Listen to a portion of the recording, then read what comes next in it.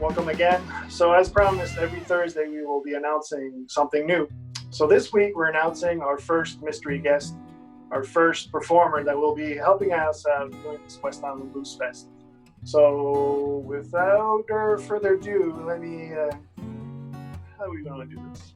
I'll have him introduce himself, our first mystery guest. So let me add him in. Let's add in our friend here. And here we go. So who's our mystery guest? Hi, Patrick. Hey, Brian Greenway. How's it going? Good, yourself?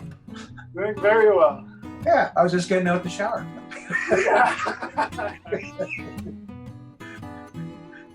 So, Brian Greenway, awesome, and thank you for joining us on this year's West Island Blues Fest.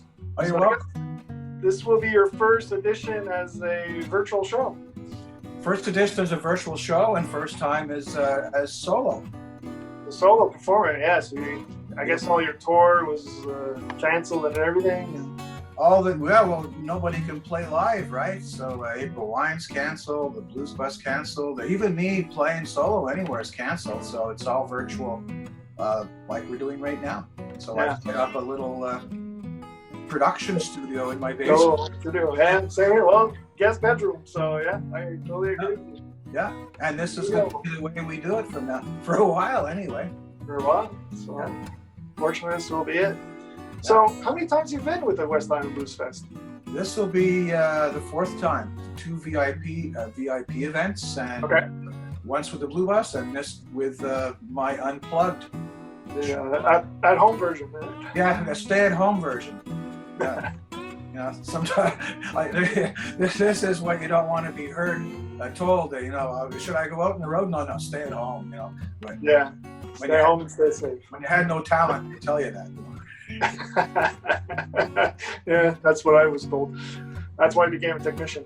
Yeah, or can you play far, far away, or solo? You can't hear it. Yeah. Oops. Yeah, all the jokes over the years, I've heard them all. Oh, yeah. Same here. Hey, I was a drummer, so yeah.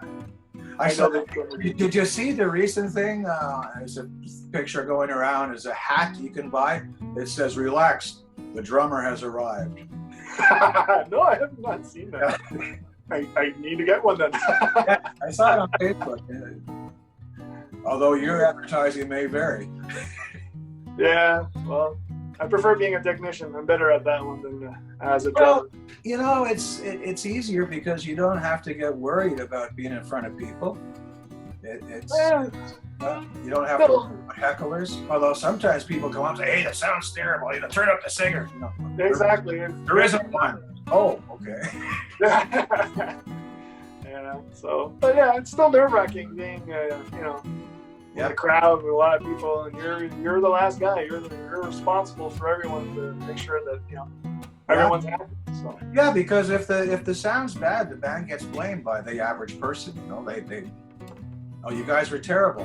The sound was terrible. Like, we don't have anything to do with it on those big stages. Yeah. You go to the Bell Center. If you didn't have the PA, the band would sound awful small. Very. Yeah.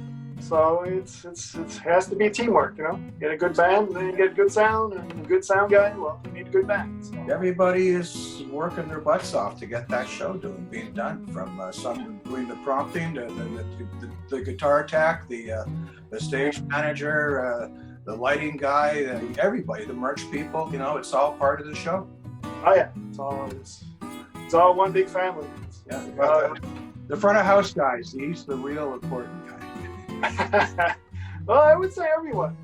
It's a whole teamwork, If you don't get all the grunts in to set it up, well, you got nothing. So yeah, you got to be there. Yeah. Anyway, when you're a one-man show, you wear a lot of hats, So yeah. Well, like today, I'm technician and host. Yeah. It should be the first time you're having an interview with a technician. It is, actually, and it's my first time having an interview with a technician on Zoom. On Zoom? This is my first Zoom. It was my second, so. They can say, "Okay, Boomer, you're on Zoomer." Yeah, there you go. Yeah. So that's good. So, what are you gonna when you perform with us on the virtual show on July 11th? is there any songs you're learning new songs, or you're gonna play old classics? Tease us with what you're gonna give us. Well, it's going to be what I do with what I call my Brian Greenway Unplugged show.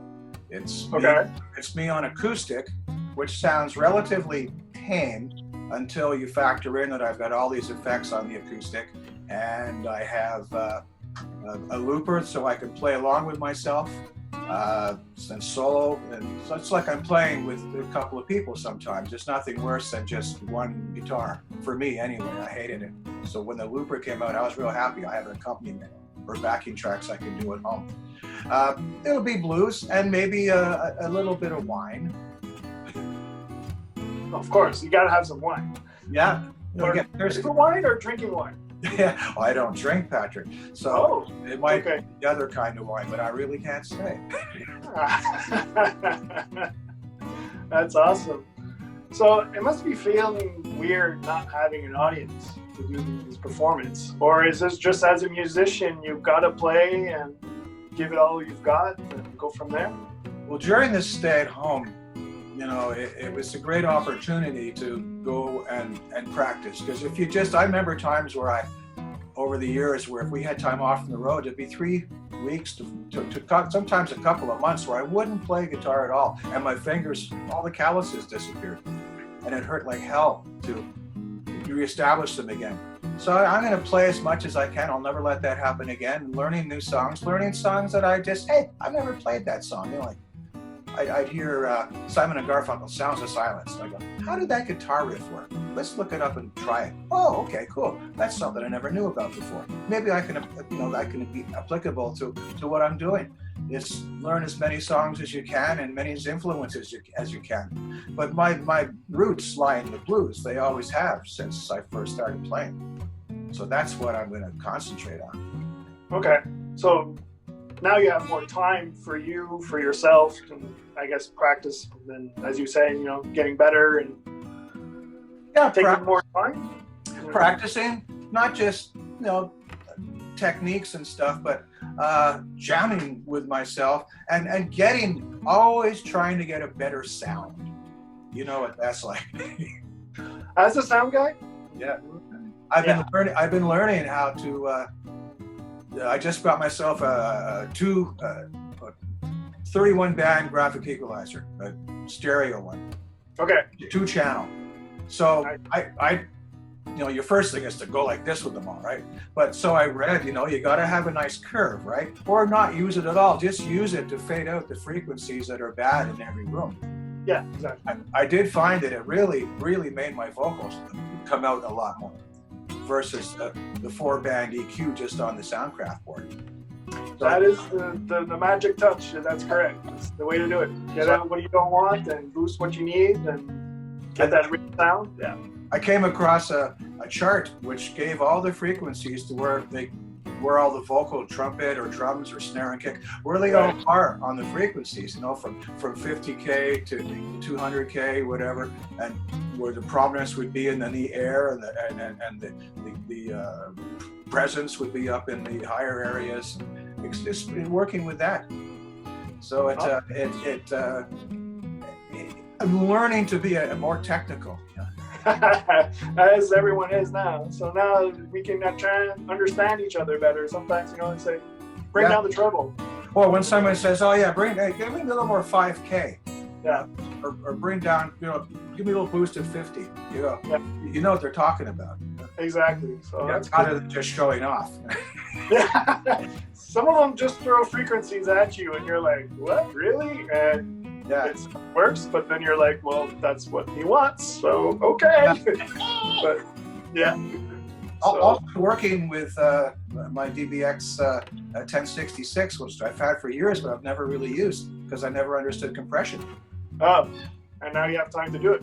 Yeah. I've been reading all these articles and watching, because back then you had no YouTube, right? When I got stuff. So now you can look at all these articles and see what exactly is going on and what compression's a real mystery, But it adds so much, especially broadcast compression. You hear songs on the radio and it's added so much with the song punches. And so you go buy the record and the record doesn't sound like that in your car. You wonder why. Or a lot of times it happens to me during a live performance, you know, it sounds amazing live and you buy the album and you're like, what? Yeah. You're missing, but of course you don't have the same sound system, you know, big outdoor kit versus your car speakers. I remember being told many times on the road with April Wine back in the 80s that by other musicians, remember Lou Graham was one of them for Foreigners, so you guys sound a lot better live than you do on record. Yeah. A lot of bands is like that. You got a punch, you know? You got the Bob Penn, those big subcaps that we used to carry around, those S4s. Oh yeah, the heavy ones. Yeah. Anyways, I'm very looking forward to your performance coming up on July 11th. Thank you so much. Yeah, and we don't have to worry about weather. We don't have to worry about weather. So as I said, get your Uber Eats, get your beer, get your wine. Yeah. And we'll provide the music. The only thing that'll stop us is a power failure. Oh, crap. I guess I'm buying a generator. I do have one, actually, but it wouldn't power down here. It's just a small portable one, and it'd be awful noisy trying to play over it. What do you say? Anyways, I'm looking forward to this, yeah. And I'll send you more information. Yeah, that'll be great. So check out Brian Greenway's Facebook because he makes lives. Actually, you want to talk about that? Yeah, I've been doing for about 10 weeks now. I've been doing live shows on Saturday night on Facebook at 8 o'clock. Now I'm gonna do them every 2 or 3 weeks rather than every Saturday. It's too much to learn during the week, and there's only so many songs you know until you have to learn them. And now the weather's nice. I want to be outdoors rather than stuck in my basement. You know, I like to see. Of course. Yeah, we need to get those walks in and take care of it. When it's not fun anymore, you shouldn't be doing it. You know. That's true. That's true. So walk away from it, come back a week later, and go, okay, I'm ready. You know. Ready, yeah. You get the excitement in and ready to lose it out. If you were doing it every day and making money from it every day, then it's a job. Right? You get paid for it. But if you're not getting paid for it, you're doing it out of the goodness of your heart and the interest that you have and the love you have for it. Once that fades, you got to take a break. Before you just lose it completely and never want to go back. Oh, for sure. Well, that's it. That's why we're all volunteering here. We're giving what we're doing, what we love to do. Yeah. And as well, we're helping out our community groups that needs our help, that needs money. So. And that's why we're still on. And the comments I get live when I'm doing the Facebook shows, you know, people are typing in, and you get maybe 700 comments over an hour period. It's between likes and hearts, you know, and that's the applause. And people are thanking you for entertaining them at home. You know, it's something to do, something to look forward to. So I advertise on my Facebook site, I'm going to be doing live 8 o'clock this Saturday. I'll start doing that Monday. So they can plan it, you know. Yeah, and that's our, as you're saying, the applause, the hearts, and everything. It's our paycheck. I mean, normally when I did shows with a live audience, when I hear the audience applauding, that means my job I'm doing my job right? And especially when the band says, "Hey, great job." Exactly. So that's even better paycheck. You know? Yeah. No. It's nice to acknowledge good work. Yeah.